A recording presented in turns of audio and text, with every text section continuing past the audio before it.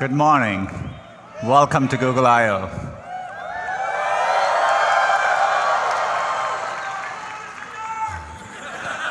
I love you guys too. Can't believe it's 1 year already. It's a beautiful day. We're being joined by over 7,000 people, and we are live streaming this, as always, to over 400 events in 85 countries. Last year was the 10th year since Google I/O started, and so we moved it closer to home at Shoreline, back where it all began. Seems to have gone well. I checked the Wikipedia entry from last year. There were some mentions of sunburn, so we have plenty of sunscreen all around. It's on us. Use it liberally. It's been a very busy year since last year, no different from my 13 years at Google. That's because we've been focused ever more on our core mission of organizing the world's information, and we are doing it for everyone, and we approach it by applying deep computer science and technical insights to solve problems at scale. That approach has served us very, very well. This is what has allowed us to scale up 7 of our most important products and platforms to over 1 billion monthly active users each. And it's not just the scale at which these products are working. Users engage with them very heavily. YouTube not just has over 1 billion users, but every single day, users watch over 1 billion hours of videos on YouTube. Google Maps, every single day, users navigate over 1 billion kilometers with Google Maps. So the scale is inspiring to see, and there are other products approaching this scale. We launched Google Drive 5 years ago, and today it is over 800 million monthly active users. And every single week, there are over 3 billion objects uploaded to Google Drive. 2 years ago, at Google I/O, we launched Photos as a way to organize users' photos using machine learning. And today, we are over 500 million active users, and every single day, users upload 1.2 billion photos to Google. So the scale of these products are amazing, but they're all still working up their way towards Android, which I'm excited, as of this week, we crossed over 2 billion active devices of Android. As you can see, the robot is pretty happy too behind me. So it's a privilege to serve users at this scale. And this is all because of the growth of mobile and smartphones. But computing is evolving again. We spoke last year about this important shift in computing from a mobile-first to an AI-first approach. Mobile made us reimagine every product we were working on. We had to take into account that the user interaction model had fundamentally changed with multi-touch, location, identity, payments, and so on. Similarly, in an AI-first world, we are rethinking all our products and applying machine learning and AI to solve user problems. And we are doing this across every one of our products. So today, if you use Google Search, we rank differently using machine learning. Or if you're using Google Maps, Street View automatically recognizes restaurant signs, street signs, using machine learning. Duo with video calling uses machine learning for low bandwidth situations. And Smart Reply in Allo last year had great reception. And so today, we are excited that we are rolling out Smart Reply to over 1 billion users of Gmail. It works really well. Here's a sample email. If you get an email like this, the machine learning systems learn to be conversational, and it can reply, "I'm fine with Saturday," or whatever. So it's really nice to see.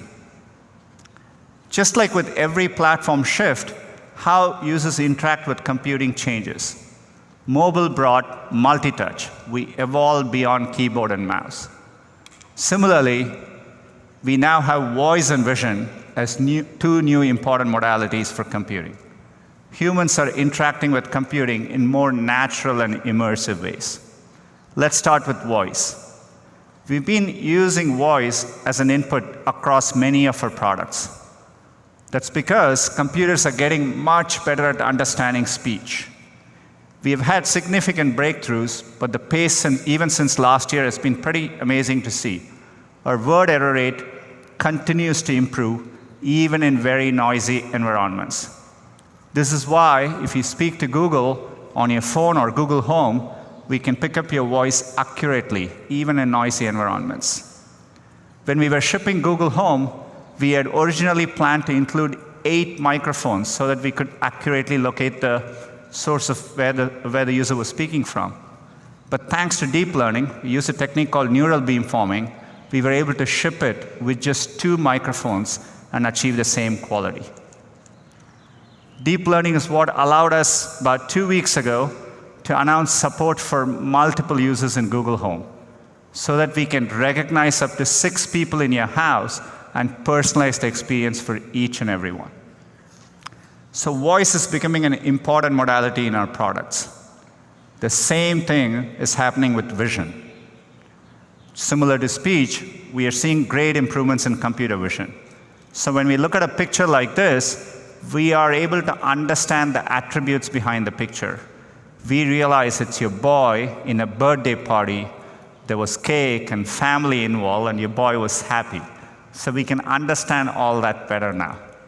And our computer vision systems now, for the task of image recognition, are even better than humans.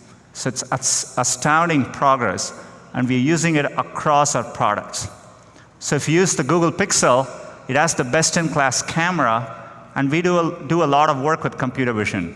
You can take a low-light picture like this, which is noisy, and we automatically make it much clearer for you. Or coming very soon, if you take a picture of your daughter at a baseball game and there is something obstructing it, we can do the hard work, remove the obstruction, and have the picture of what matters to you in front of you. We are clearly at an inflection point with vision, and so today we are announcing a new initiative called Google Lens. Google Lens is a set of vision-based computing capabilities that can understand what you're looking at and help you take action based on that information. We'll ship it first in Google Assistant and Photos, and it'll come to other products. So how does it work? So for example, if you run into something and you want to know what it is, say a flower, you can invoke Google Lens from your assistant, point your phone at it, and we can tell you what flower it is. It's great for someone like me with allergies. Or if you've ever been at a friend's place and you've crawled under a desk just to get the username and password from a Wi-Fi router, you can point your phone at it,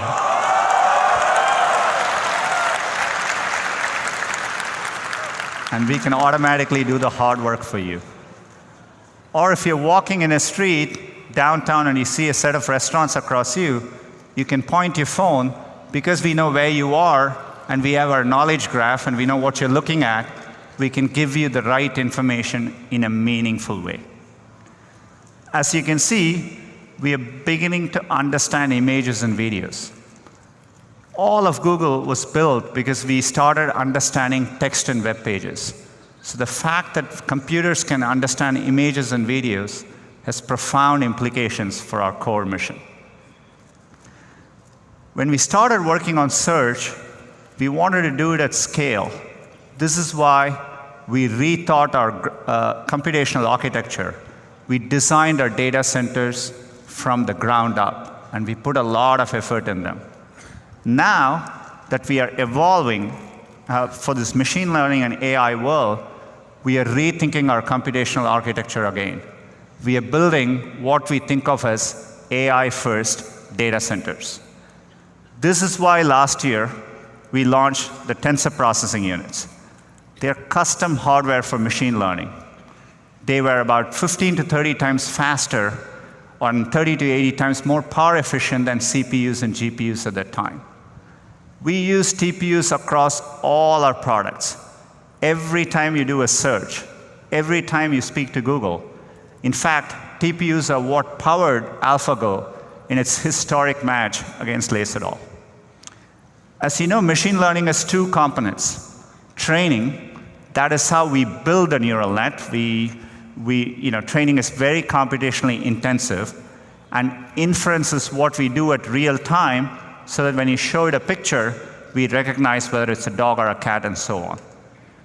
Last year's TPU were optimized for inference. Training is computationally very intensive. To give you a sense, each one of our machine translation models takes a training of over 3 billion words for a week on about 100 GPUs. So we've been working hard, and I'm really excited to announce our next generation of TPUs, cloud TPUs, which are optimized for both training and inference. What you see behind me is one cloud TPU board. It has 4 chips in it, and each board is capable of 180 trillion floating point operations per second. And we have designed it for our data centers, so you can easily stack them. You can put 64 of these into one big supercomputer. We call these TPU pods, and each pod is capable of 11.5 petaflops. It is an important advance in technical infrastructure for the AI era.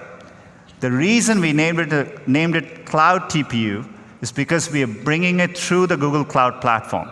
So cloud TPUs are coming to Google Compute Engine as of today.